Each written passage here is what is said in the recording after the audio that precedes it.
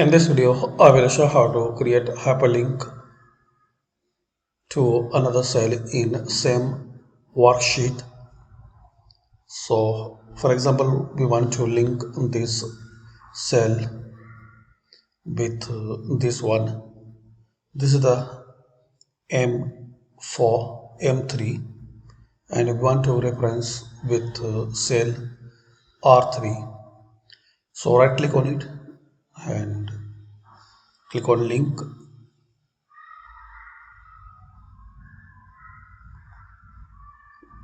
Now enter the reference cell reference.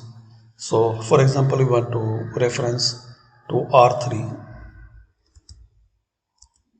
Type here cell reference and select the sheet number. So if you want to reference with same sheet, so select sheet 1, then click on OK. Now once you click on it, so it will redirect like this.